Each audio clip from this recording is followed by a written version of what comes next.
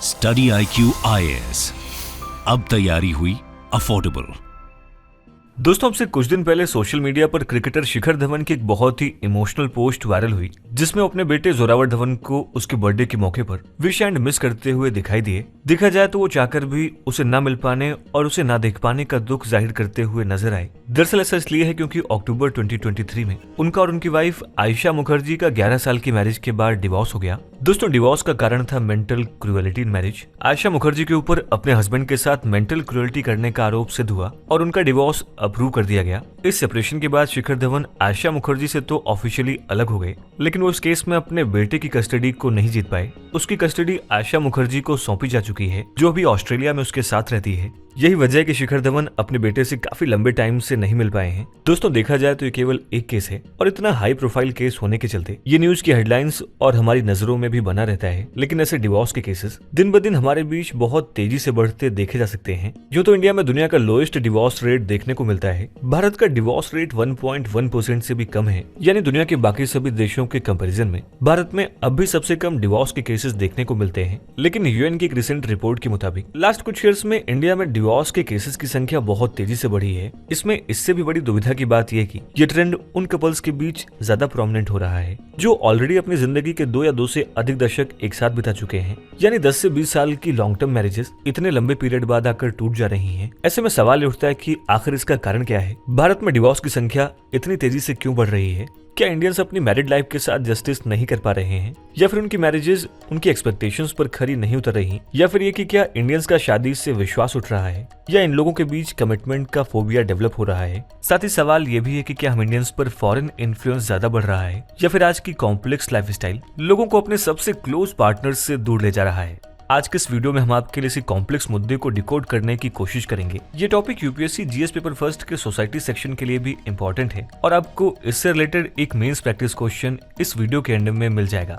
स्वागत है आप सभी का स्टडी IQ में। अनुराग पांडे नाम है हमारा और ऐसी तमाम लेटेस्ट वीडियोस के अपडेट के लिए आप मेरे सोशल मीडिया हैंडल से जुड़ सकते हैं या वीडियो के कॉमेंट बॉक्स में दिए गए लिंक पर क्लिक करके भी आप वीडियोज को एंजॉय कर सकते हैं।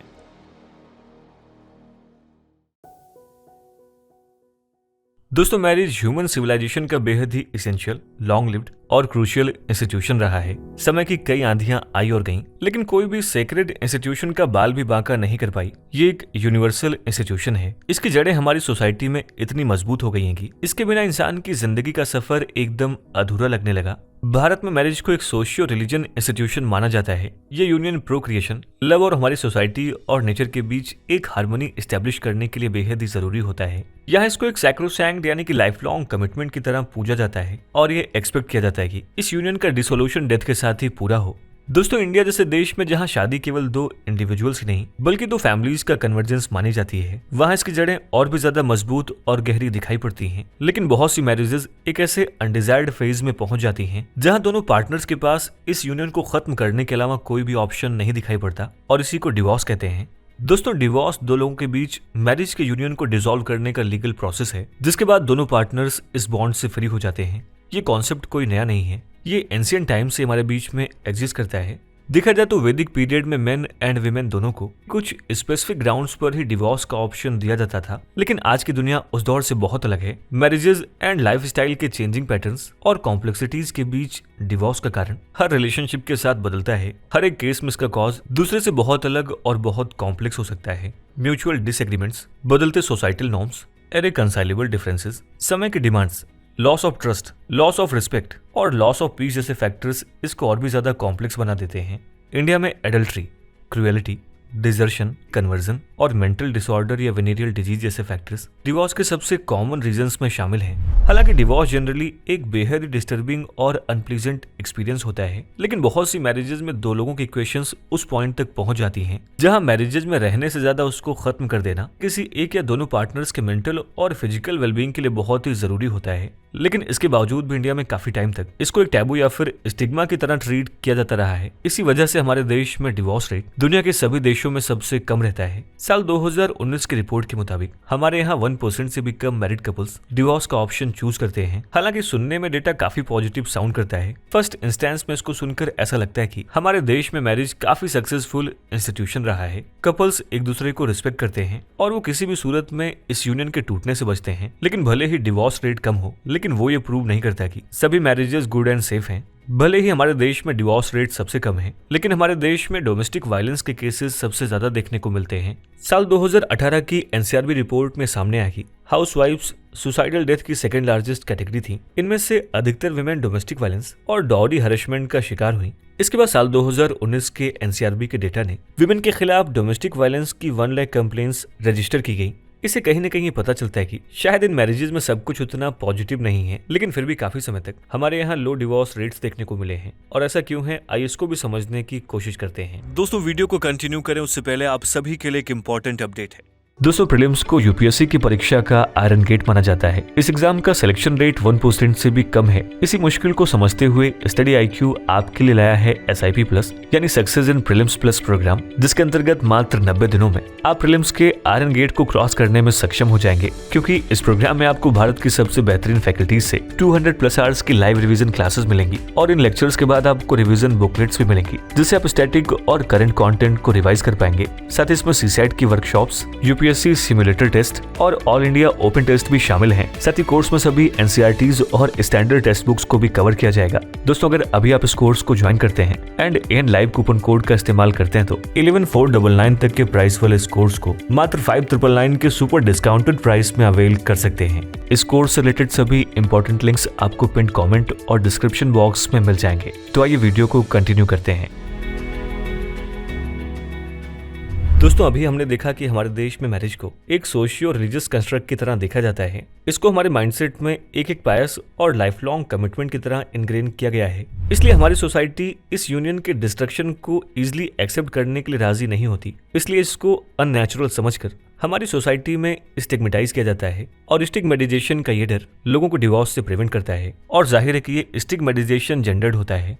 एक पैट्रियार्कल सोसाइटी में इसका अनफेयर बर्डन विमेन को ज्यादा बियर करना पड़ता है और इस स्टिग्मा की इस अनफेयर डिस्ट्रीब्यूशन का भी अपना एक स्ट्रक्चर है। हमारी सोसाइटी में विमेन का लिटरेसी रेट और labour force participation rate historically बहुत कम रहा है। ऐसे केस में मैरिजेस उनके लिए सिर्फ लव, रिस्पेक्ट या फिर इक्वलिटी का सवाल नहीं होता। अक्सर ये विमेन को प्रोटेक्ट करने का शील्ड माना जाता है। मैरिज उनके लिए एक प्रेडिटोरी सोसाइटी से बचने और फाइनेंशियल सिक्योरिटी प्रोवाइड करने का जरिया बन जाती है। आज भी देश के अधिकतर हिस्से में मैरिज को एक फीमेल लाइफ का अल्टीमेट गोल माना जाता है और एक बार मैरिज होने के बाद उनको हस्बैंड की प्रॉपर्टी के रूप में देखा जाता है। शुरुआत से फैमिलीज उनकी पढ़ाई पर खर्च करने से बचती हैं और फैमिली की सेविंग्स को डाउरी के लिए सिक्योर किया जाता है। इसका सीधा सीधा इफेक्ट उनकी मोबिलिटी पर पड़ता है। दोस्तों, इलिटरेसी के चलते जॉब मार्केट उनके लिए बंद हो जाती है। ऊपर से घर और बच्चों को संभालने की प्री डिटरमाइंड ड्यूटीज के बीच इलिटरेसी और लैक ऑफ रिसोर्सेज उनको बाहर जाकर काम करने से रोकती हैं। यही वजह है कि अधिकतर महिलाएं अपनी बेसिक से बेसिक नेसेसिटीज के लिए भी अपने हस्बैंड या फैमिली के मेल मेंबर्स पर ही डिपेंडेंट होती हैं।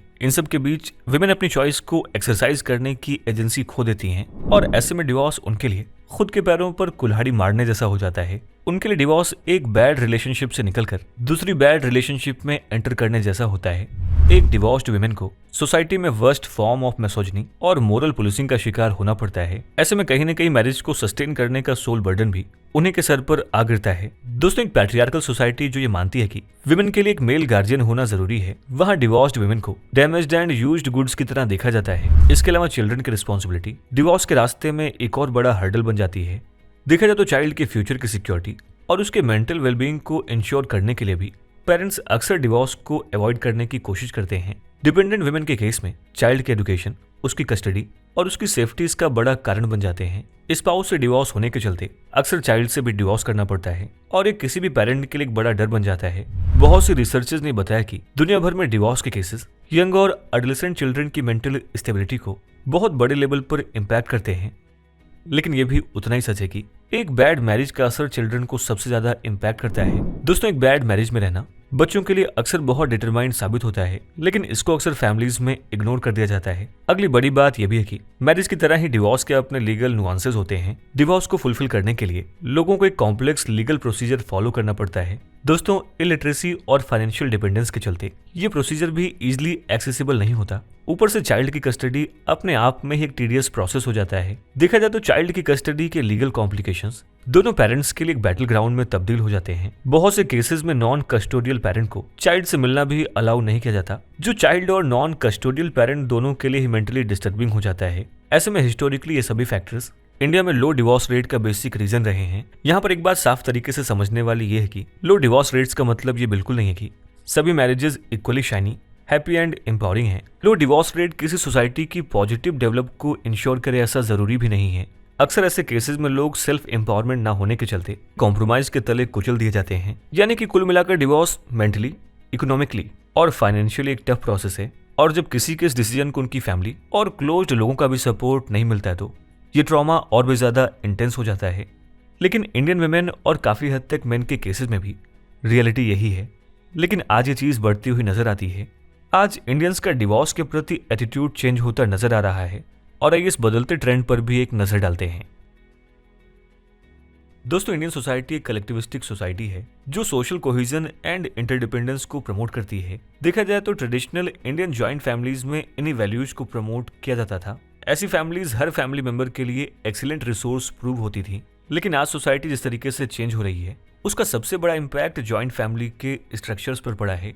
पास्ट में बड़ी फैमिलीज के स्पाउस के रोल्स बहुत ही स्ट्रिक्टली डिफाइंड हुआ करते थे, जिससे फैमिली मेंबर्स को एक स्ट्रॉन्ग स्ट्रक्चर और इंटरडिपेंडेंस मिलती थी। ये कपल की मैरिटल लाइफ का भी एक बहुत ही डोमिनेंट फीचर हुआ करता था। लेकिन आज स्मॉलर न्यूक्लियर फैमिलीज के अंदर कहीं ना कहीं वो इंटरडिपेंडेंस खत्म हो रही है। हालांकि एक और ये एक पॉजिटिव डेवलपमेंट है, क्योंकि डिपेंडेंस ना होने के चलते कोई भी पार्टनर लेस बर्डन के साथ बैड मैरिजेस से खुद को बाहर कर सकता है। लेकिन वहीं दूसरी ओर इस इंडिपेंडेंस से कपल्स के बीच एक दूसरे की नीड्स एंड एस्पिरेशंस के साथ ही साथ एक स्ट्रॉन्ग मैरिटल बॉन्ड प्रिजर्व करना बहुत मुश्किल हो रहा है, जिसकी वजह से डिवोर्स के केसेस में राइज देखने को मिल रहा है। दोस्तों, आज मैरिजेस में कास्ट और कल्चर के डिफरेंसेस को बैकफुट पर रखा जाता है, लेकिन वो कल्चरल डिफरेंसेस अक्सर मैरिजेस के बाद कंपेटेबल नहीं होते हैं। अक्सर दो लोगों की नीड्स और गोल्स क्लैश करने लगते हैं और क्लैश ऑफ ईगो भी ऐसे केस में एक बड़ा कारण बन जाता है। दो इंडिपेंडेंट और फाइनेंशियली स्ट्रॉन्ग पार्टनर्स में से अक्सर कोई भी कॉम्प्रोमाइज के लिए तैयार नहीं होता। आज high literacy, exposure, workforce participation और एम्बिशंस के चलते लोगों की प्रायोरिटीज शिफ्ट हो रही हैं। लोग मैरिज को अपनी प्रायोरिटीज की लिस्ट में पीछे रखते हैं। ये अपनी लाइफ एंड रिलेशनशिप से हाई एक्सपेक्टेशंस रखते हैं। देखा जाए तो लोग प्रोफेशनल लाइफ में ज्यादा बेटर परफॉर्म करने के लिए पर्सनल लाइफ में कॉम्प्रोमाइज करते हैं और मैरिज के लॉन्ग टर्म कमिटमेंट के आइडिया को एक्सेप्ट नहीं करते। बहुत से केसेस में लोग अपनी पर्सनल और प्रोफेशनल लाइफ के बीच अपना टाइम बैलेंस न कर पाने के चलते भी ये कदम उठाते हैं। इन सब के अलावा एम्प्टी नेस्ट सिंड्रोम भी इसका एक मेजर कारण है। आज बच्चे पढ़ाई के लिए जल्दी घर छोड़ देते हैं, जिसकी वजह से अक्सर कपल्स खुद को एम्प्टी नेस्ट फेज में पाते हैं। ये स्पेस उनको खुद को रीडिस्कवर करने का मौका देता है। हालांकि ट्रांजिशन पीरियड उनकी ग्रोथ एंड रिन्यूअल का टाइम हो सकता है, लेकिन अगर कपल्स अपने बदलते रोल को ना समझे तो इस फेज में रिलेशनशिप्स स्ट्रेन हो जाती हैं। इसके अलावा एक्सपोजर, फ्रीडम और इंडिपेंडेंस लोगों की चॉइसेस के हॉरिजॉन को भी वाइडन कर रही है। इसलिए अधिकतर केसेस में इनफेरिटी भी डिवोर्स का एक बड़ा कारण बन जाती है। दोस्तों, इन सब के अलावा चेंजिंग एटीट्यूड बढ़ते डिवोर्स रेट्स का सबसे अहम कारण है। विमेन की सोशल और फाइनेंशियल ग्रोथ ने इंडियन विमेन के एम्पावरमेंट को बहुत बूस्ट किया है। सोसाइटी में विमेन की इमेज को कंसोलिडेट किया है, जिसकी वजह से विमेन और सोसाइटी दोनों के लिए ही डिवोर्स का एक्सेप्टेंस बढ़ जाता है। दोस्तों, आज डिवोर्स को उस स्टिग्मा या फिर टैबू की तरह नहीं देखा जाता है। आज विमेन फाइनेंशियल इंडिपेंडेंस के चलते अपनी चॉइसेस को बेहतर तरीके से एक्सरसाइज कर पाती हैं। उनको फाइनेंशियल डिपेंडेंस या फिर स्क्रूटनी के चलते कॉम्प्रोमाइज नहीं करना पड़ता है और इससे कहीं न कहीं उनकी चॉइसेस आसान हो जाती हैं। यानी कि कुल मिलाकर आज डिवोर्स के प्रति स्ट्रक्चरल कंस्ट्रेंट्स खत्म होते जा रहे हैं और यही वजह है कि इंडिया में डिवोर्स के केसेस बढ़ते नजर आ रहे हैं। लेकिन at the end of the day एक बैड मैरिज किसी कपल के लिए जितनी हार्मफुल है, ठीक उसी तरीके से डिवोर्स अपने साथ बहुत से लीगल चैलेंजेस लेकर आता है। लेकिन डिवोर्स की कॉम्प्लिकेशंस किसी के लिए कॉम्प्रोमाइजिंग या फिर सफरिंग का कारण नहीं बननी चाहिए। मैरिज में हैरेसमेंट और एक्सप्लॉयटेशन किसी भी सूरत में नॉर्मलाइज नहीं किया जाना चाहिए। मैरिज में पावर रिलेशंस का भी कोई स्पेस नहीं होना चाहिए और मैरिज को किसी भी स्पाउस के लिए कोई क्वालिफिकेशन नहीं बनानी चाहिए। एक हैप्पी मैरिज को जितना ग्लोरीफाई किया जाता है, जरूरत के टाइम पर सिंगलहुड को भी उतना ही रिस्पेक्ट और डिग्निटी से अपहोल्ड किया जाना चाहिए। दोस्तों, आपकी इस पर राय क्या है? हमें इस वीडियो के कमेंट सेक्शन में जरूर लिखें। और ये है आज का हमारा मेंस प्रैक्टिस क्वेश्चन। इसका जवाब भी आप हमें इस वीडियो के कमेंट सेक्शन में दे सकते हैं।